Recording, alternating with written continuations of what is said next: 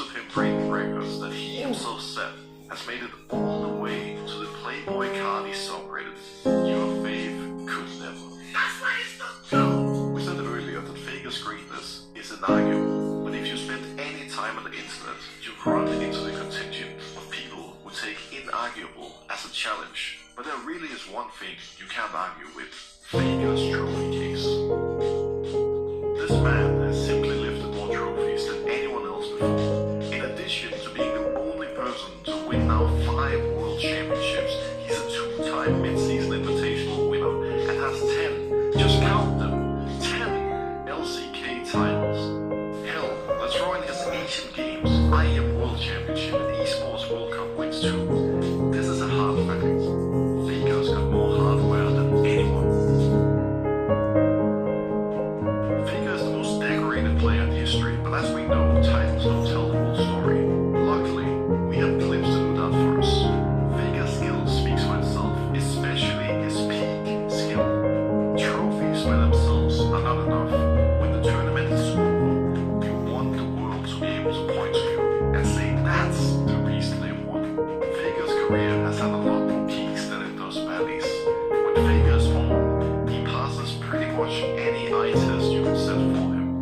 11 years on from his debut, he's still hard-carrying world finals, seeing angles other players can't. It was devastating for fans when the news broke that Zeus would not be re-signing with T1, and that meant the legendary team of Zeus owner Faker, Yushin and Kariya would be no more, which was particularly crushing because of what they had just achieved. It wasn't long before the new top laner for T1 was announced, Doran, and right from the start, he was fighting an uphill battle. The fans said that the T1 dynasty couldn't be stopped until now, and that Doran was going to take it into his own hands. They said the addition of Doran would be the end of an era for T1. 1 year ago, it was even said that it would be the funniest timeline if Doran won Worlds before Jovi. Owner Faker, Yushin, Kariya, and now Doran as well. Champions. And the disbelief on his face. It wasn't just Doran who was fighting with the weight of the expectations that follows being a member of T1 though.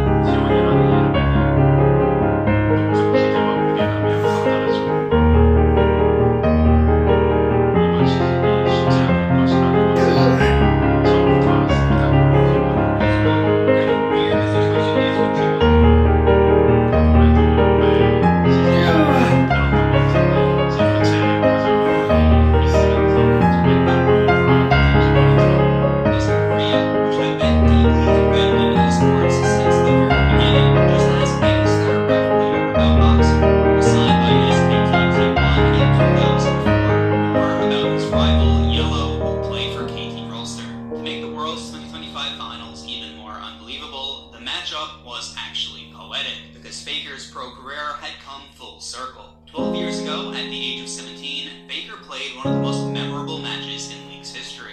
It was his rookie season, and SKT-T1 was playing against KT Rolster in the LCK Finals, with the winning team going to Worlds 2013. This series turned out to have one of the most referenced, most watched, and most iconic moments of all time. And just from that, you already know what it is. 그리고 이 기나긴 여정은 바로 여기서 시작되었습니다.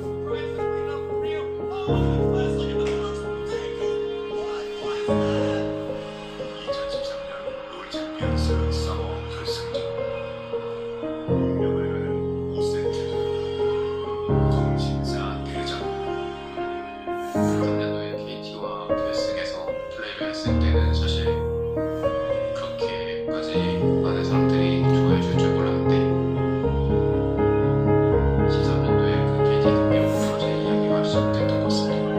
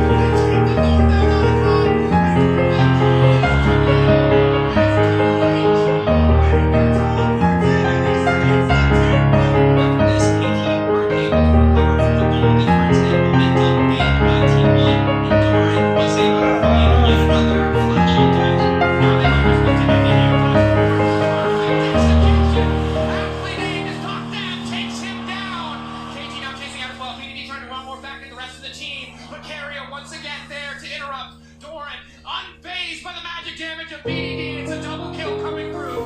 Perfect because the last two left standing. With a GP into the base to bring back and seal the deal in game one. T1. What a performance. Game 2 started rough for T1. Just 4 minutes into the game, KT got first blood on Gumayushi. I'll say this, bro. I don't know if I'm allowed to say it, but I'm gonna say it. I play tested WASD. It's completely broken. If it stays in its current form, everyone in low elo who plays AD carry will be 10 times better at the game. But for those who aren't in the know on all of this already, let's start from the beginning. 2009, a little game you might have heard of called League of Legends released. This made a lot of people very angry and is widely seen as a bad move. This new game was inspired by the Defense of the Ancients mod for Warcraft 3, and because of this, featured RTS controls. These controls are notorious for being difficult to learn compared to other games. It's always been a criticism of the genre. This control scheme transferred over to League and MOBAs in general. Personally, I love it, but I'm biased because I've been using the control scheme since playing Warcraft 3 way back in the day. If by some weird series of events you're watching this video and don't know League's control scheme, I'll give you the very simple basics. First of all, you don't control your character directly. Instead, you use the mouse to pan the camera around and click where you want your champion to go, or on what you want them to attack. You use the Q, W, E, and R keys for your champion spells, and that's pretty much it. Not so bad, right?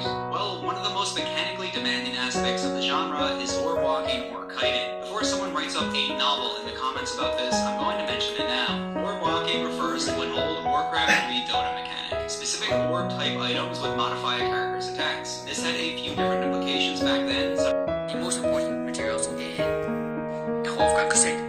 This is why we're doing Grand Crusade. Oh, I got Unitons. Great. Maybe I can show you something that is different in Grand Crusade Episode 2 and Episode 3. Please tell me I can show you. No, okay. So it says here Regalia Choice. There is also another one which is called Regalia Slot, and that's only in Episode 3. So I would highly recommend you do Episode 3 instead of Episode 2 because the Unitons has way more valuable. Way more value. So Regalia Choice, however, you just pick a unit and then you just, just whatever, you pick a card, and then if it's black, okay, great, you can't go again. But if it's a red card, then you can go again. And you basically can just increases your stats of the unit that you pick. So for example, let's say I picked health and it was red, and I can pick another one, it was attack, then he gets increased health, increased attack, and so on, which I will show to you right now. So if we go to a unit, hello, thank you. So as you can see here, HP up by 6,205 is just a flat number, and damage up by 568.99%. So Hoka will do 568.99% damage more in Grand Crusade. And he will have 72% physical damage down, and 73% magic damage down. This is great. Like it says here 70, that sounds awesome, but you will still get one-shotted by bosses, just saying. You do want to mostly hit this to the content. So for example here, 84% down, magic damage taken down 83%, like this is great. You want to obviously down as high as possible. So I'll talk about that in a bit. I just said give it to the content, and I'm sure that in a bit. But yeah, so and then the events I think that's really good push. Large campaign happening right now, right? So we got this particular special event for my office. So card collection is done. There's also this key time on the beach, right? This is going to be separate one. This is going to be right now on currency. So make sure you guys log in all of these. Alongside with that, there's also the Discord event. So if you guys are not aware, this is very specifically for Steam. Right here they mentioned people are definitely on Steam. Will Discord play along for 15 minutes. You can definitely request by going to Discord and try to connect them.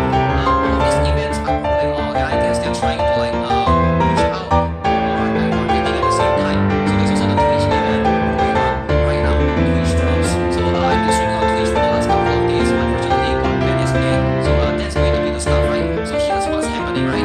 If you guys are not aware, right now they also announced, I think 2 days ago, or was it yesterday? Then you can basically watch 4 of these streamers to basically get Twitch drops, right? This part of the Twitch drop marketing campaign that Warcraft is trying to push out.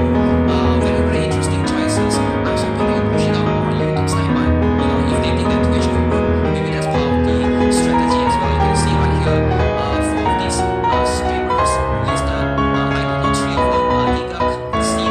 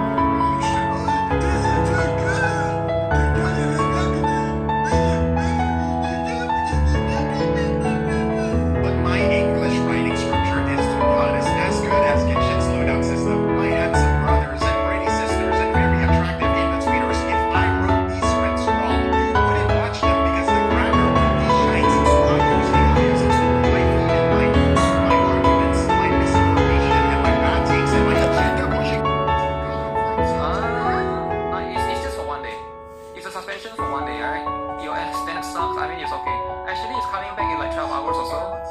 But I figured I would, I should stream on Kick. Yeah, I should probably, I think Kick has the same rules as Twitch, though, right? It doesn't really solve the issue. I think Kick is like, if I'm not mistaken, Kick is quite similar to Twitch, right?